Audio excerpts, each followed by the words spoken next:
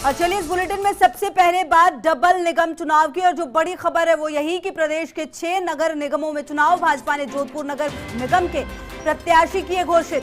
जोधपुर उत्तर नगर निगम में 80 में से 76 उम्मीदवारों की सूची जारी। जोधपुर नगर निगम दक्षिण में 80 में से 79 उम्मीदवारों की सूची जारी।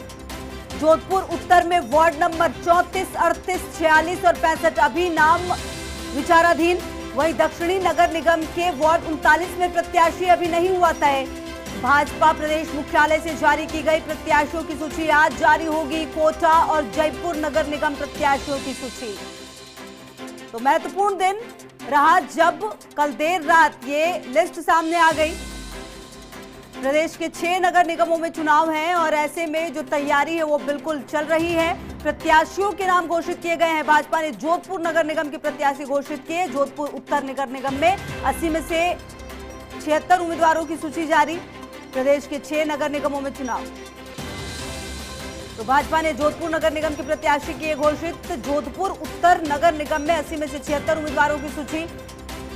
जोधपुर नगर निगम दक्षिण में 80 में से 79 उम्मीदवार, जबकि जोधपुर उत्तर में वार्ड नंबर 34, 38, 46 और 65 अभी नाम विचाराधीन। वहीं दक्षिणी नगर निगम के वार्ड 39 में प्रत्याशी अभी नहीं तय हुआ है। भाजपा प्रदेश मुख्यालय से जारी की गई प्रत्याशियों की सूची। वहीं आज जारी होगी कोटा और जयपुर नगर निगम में प्रत्याशियों की सूची।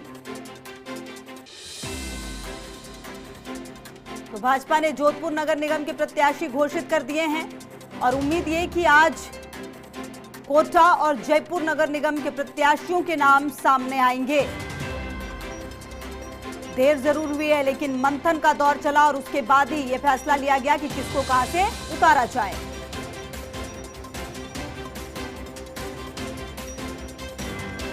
और इसी खबर पर ज्यादा जानकारी के साथ शिव प्रकाश हमारे सहयोगी जुड़ गए हमारे साथ। शिव, देखिए इंतजार था क्योंकि थोड़ा वक्त जरूर लगा और कांग्रेस ने भी पत्ते नहीं खोले थे, बीजेपी ने भी अपने पत्ते नहीं खोले थे, लेकिन अब जब बीजेपी ने अपने पत्ते खोल दिए हैं, उम्मीदवारों के नाम सामने आ गए हैं, तो किस तरह से इसको देखा जाए? किस तरह का कॉम्बिनेशन रहा है उम्मीदवारों को उतारने में? किस तरह से यह फैसला लिया गया है?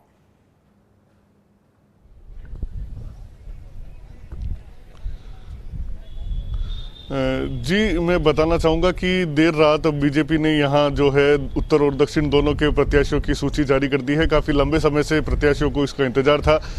बात की जाए अगर सूचियों की, तो इस बार जो बीजेपी ने जो है कई जो पहले पार्षद थे उनको वापस मौका दिया है। कई जो मुस्लिम वर्ग के समुदाय हैं, लगभग 12 से 15 टिकट उत्तर और दक्षिण में मिलाकर जो है दिए गए हैं बीजेपी की ओर से। जातिगत समीकरणों को उनका प्रयास था कि साधा जाए, लेकिन कई जगह जिस तरह से देर रात ये सूची जारी हुई है, आज जब ये सुबह लोगों तक पहुंचेगी, क्योंकि 12 बजे तक अधिकांश लोग सो चुके थे, ऐसा माना जा रहा है कि कई जगह से इसका विरोध भी देखने को मिल रहा है। क्योंकि सबसे बड़ी बात है कि इस टिकट को लेकर के केंद्रीय मंत्री गजेंद्र सिंह शेखावत ने जो है अपनी पकड़ मजबूत बनाने का प्रयास किया है। तो वहीं जो भाजपा की विधायक है, चाहे वो सूर्यकांता व्यास है, चाहे वो विधायक प्रत्याशी रहे अतुल बंसाली, उन्होंने प्रयास किया कि किसी न किसी तरीके से अपने जो परिचित है या अपने जो कार्यकर्ता है उनको टिकट दिलाया जाए।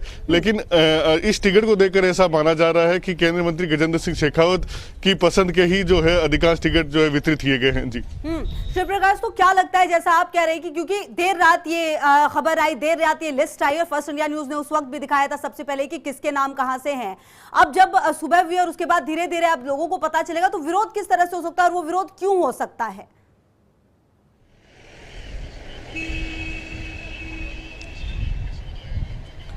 जी, निश्चित रूप से इस विरोध का सामना जो है करना पड़ेगा भाजपा, क्योंकि जो ही रात को लिस्ट हुई थी, कई सोशल मीडिया पर अलग अलग ऑडियो वायरल हो रहे थे। कई कार्यकर्ता अपनी जो है पीड़ा उजागर कर रहे थे कि वह कोई 30 साल से पार्टी का कार्यकर्ता है, कोई 25 साल से पार्टी का कार्यकर्ता है, किसी ने बूथ पर जाकर काम किया है, तो उनका यह कहना था कि हमें टिकट नहीं दिया। कई जगहों पर जो है कांग्रेस पृष्ठभूमि के जो लोग हैं उनको भी टिकट देने की बात सामने आ रही है।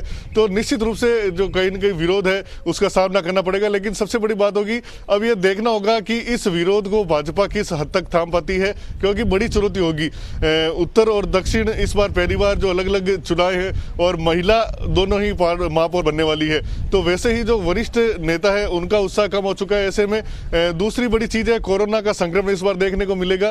तो जो शिक्षित वर्ग है वो मतदान करने से भी कहीं ना कहीं जो है पीछे हट सकता है। तो इसका नुकसान भी भाजपा को हो सकता है। इसको लेकर के भाजपा को नए सिरे से रणनीति बनाती होगी, बागियों से निपटना होगा और साथ में कोरोना की चुनौती है उससे भी निपटना होगा। जी बिल्कुल। और शिव प्रकाश, देखिए कहीं ना कहीं देर जरूर हुई है, क्योंकि हम उम्मीद ये कर रहे थे चाहे बीजेपी और कांग्रेस हो कि वो जल्दी से जल्दी लिस्ट लेकर आएंगे, हालांकि तैयारी कम दिखी और इसलिए अब ये लिस्ट सामने आई है। ऐसे में अगर आप देखें, क्योंकि आज कहा यह जा रहा है कि कांग्रेस की तरफ से भी लिस्ट आ सकता है, कांग्रेस किस तरह से ख्याल रखेगी अब, क्योंकि सामने वाले को देखकर अपने प्रत्याशी को उतारना यह भी एक बड़ी बात होती है।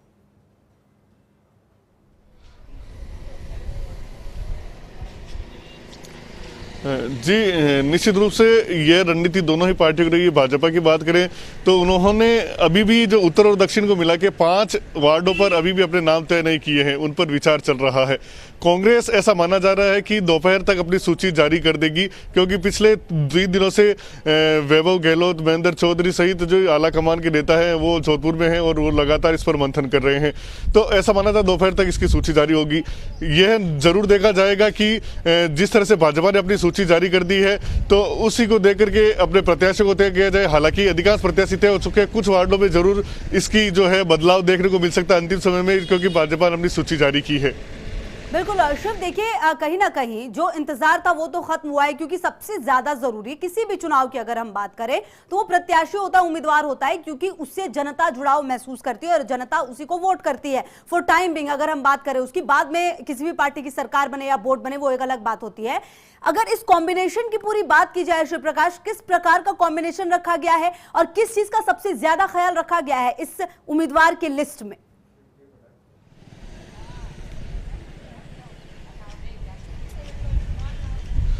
जी अगर बात की जाए सबसे ज़्यादा ध्यान अगर किस बात का, क्योंकि महिला महापौर है तो भारतीय जनता पार्टी ने अपनी सूची में यह प्रयास किया है कि जो महिलाओं के महापौर के प्रबल दावेदार हैं उनको उनकी पसंद के वार्ड से उतारा जाए, उनको एक सुरक्षित सीट से उतारा जाए।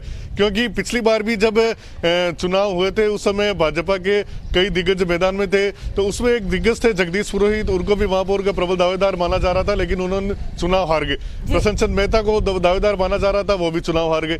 ऐसे में इस बार क्योंकि महिला महापौर के सामने आपके सामने सीमित ऑप्शन होते हैं तो उनको सुरक्षित सीट से उतारने का प्रयास किया गया। मुस्लिम वर्ग को इस बार जो बड़ा प्रतिनिधित्व देने का प्रयास किया गया, देखना होगा कि कितना वो वोट में कन्वर्ट हो पाता है, वो एक अलग बात है, लेकिन मुस्लिम प्रत्याशियों को भी इस बार काफी टिकट दिए गए। कितना वोट में कन्वर्ट हो पाता है। बहुत बहुत शुक्रिया शिव आपका इन तमाम जानकारी